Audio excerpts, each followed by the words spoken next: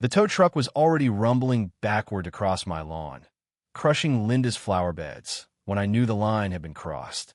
Two guys in cheap tactical shirts were screaming that they were seizing my vehicle. Not a question, not a request, not even a decent explanation, just a fake removal order, a pair of handcuffs, and all the swagger of men who thought nobody would stop them. I watched through the screen door, coffee cooling in my hand. They had no idea who they were dealing with. See, this wasn't about some HOA rule.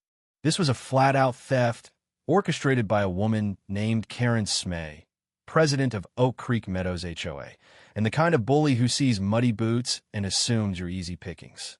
Only Karen's fatal mistake was thinking I was just another Texas rancher instead of a federal agent on active leave, itching for something to sink my teeth into. Yeah, that happened. If you want to know how a nosy HOA president and her goons walked right into a federal sting, how I let them hang themselves with their own rope, just pull up a chair. But first, you've got to know about my dad's truck. That thing was my last piece of home, a 1972 Ford F-100 sunburnt red with a dent in the driver's side from when a bull decided it didn't like the look of it back in '88. That truck smelled like old vinyl, summer dust, and my father's favorite cigars.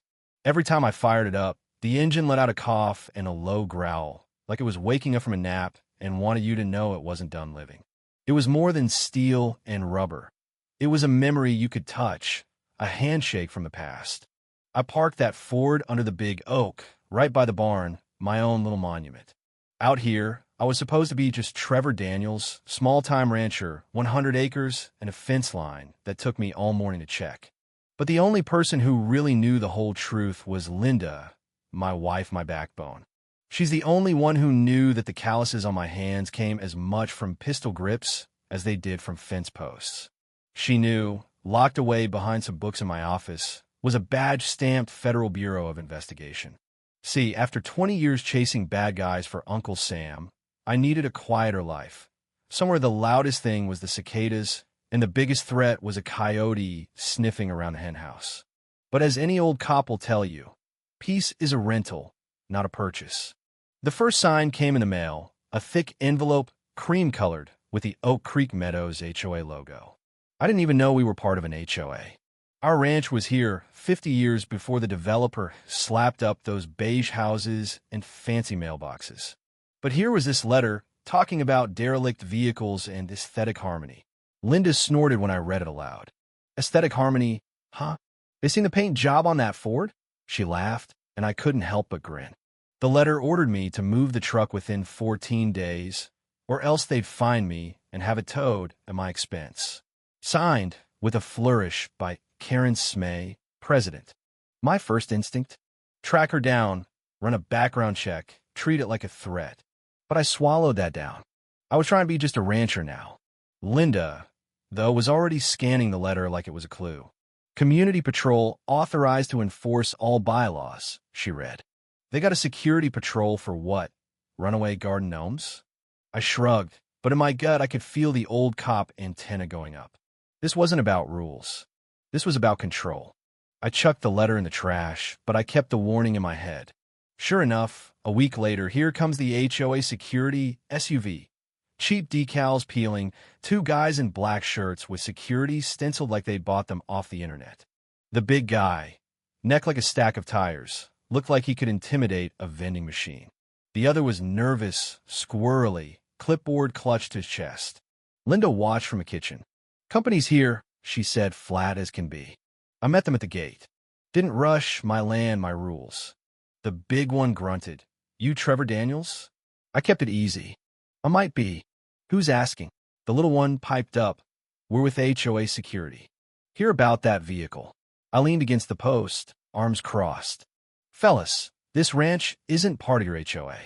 Been here long before you or your bylaws." Hosed the big guy, stepped closer, puffing out his chest. "Our records say you're under jurisdiction. We got paperwork." I didn't look. "That's a civil contract, son, and you can't enforce it on a deed older than your subdivision." I called them trespassers with walkie-talkies. Linda was filming from the upstairs window. Smart woman. They tried to get tough, threatened to move the truck themselves in 48 hours. I gave them one chance to leave, told them next time, I'd have him arrested for trespassing. The big one doubled down. "It's not a threat, it's a promise," he said, waving that fake authority around. I just smiled, the kind of smile that makes suspects sweat in interrogation. "You two want to come onto my land and steal my truck? Let's see how that goes." Of course, they came back, tow truck in tow, crushing my wife's petunias. I was ready. Had my old tactical vest over my flannel, just to make a point. Linda stood on the porch, phone up, catching everything. The goons marched up with a removal order signed by Karen, threatening and shouting. I didn't yell. I let my badge do the talking. When I flashed that gold FBI shield, the color drained right out of their faces. Silence hit them like a slap. "Federal agent," I said.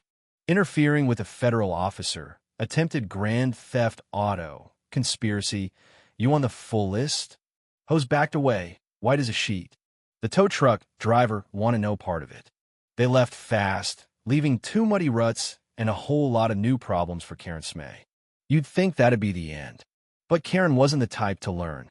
She escalated, started putting up illegal checkpoints, blocking the county road with orange cones and their SUV, pretending they were real cops.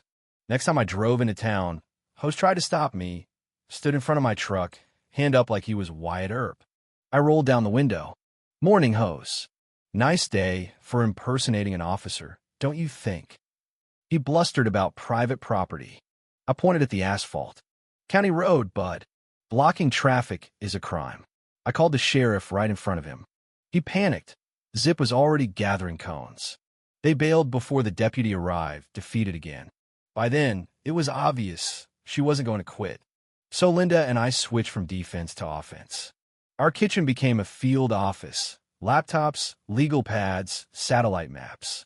Linda dug into the records, finding shell companies tied to Karen. She was paying herself with HOA dues, funneling money through fake security and landscaping firms. We found liens on elderly residents for made-up violations, astronomical legal fees paid to her husband's law firm. It was organized crime in a beige suit. I started making calls, old friends in the bureau, white-collar crime division. Hypothetically, what if an HOA president was paying herself through shell corporations? Wire fraud, mail fraud, money laundering, they said. Serious time. Linda's research uncovered even more. Karen's maiden name on all the companies.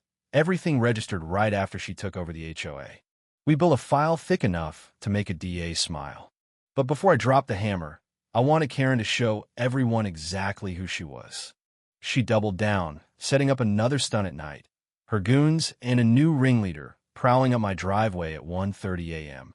with spotlights and flashlights.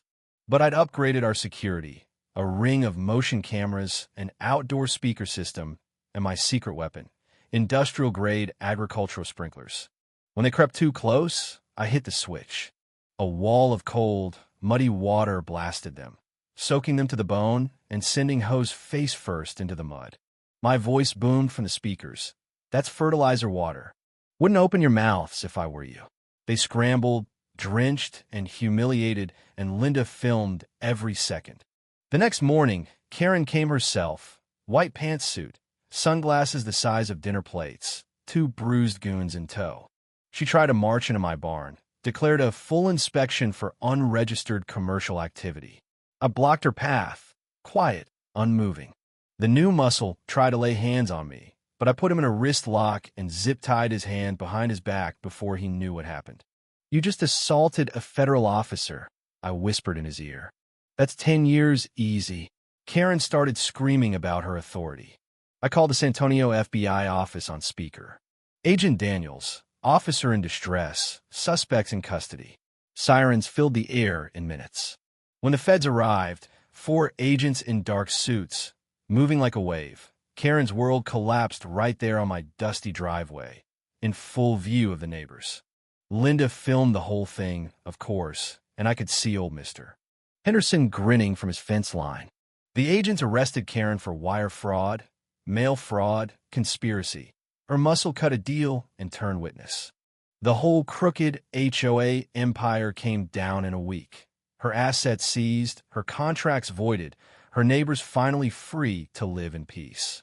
The apology letter from a new board came on plain paper. No logo, just a thank you and a promise that our property was always exempt. They invited us to the barbecue. We politely declined. The community was healing, neighbors talking again, flowers blooming instead of fear. One afternoon, I was fixing that same stubborn tractor, Dad's Ford shining in the sun nearby. Linda bringing me iced tea. You know, she said, your dad would have been proud. I grinned. He'd have handled it with a shotgun and some harsh words on day one. She laughed. Maybe, but your way was better. We stood there, letting the quiet sink in, the real kind of quiet you fight for that feels like home. So that's the story of how a bully lost everything trying to steal a truck, and how sometimes justice comes not with a bang, but with patience, a camera, and a stubborn refusal to back down. I fought for my dad's truck, but what I really won back was my peace, my land, and my neighbor's freedom. And hey, if you're listening, maybe you've had your own Karen or your own battle with some overreaching HOA. Would you have handled it the same way, or gone full shotgun from day one like my old man? Drop your own HOA nightmare or your take on justice down in the comments. And if you believe in standing your ground, don't forget to subscribe for the next fight. The world's full of fences. Sometimes you just got to remind folks where the line really is.